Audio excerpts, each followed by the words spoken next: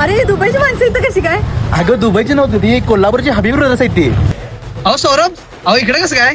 अहो काय म्हणताय? अहो निवांत आहे कसं काय? काय नाही, मेटॅलिक कार केअर मध्ये आलतो. काय लग्न झाल्यापासून दिसणार झालायचा. काय बायकोनं सगळं काय घरातच ठेवून घेतल्या.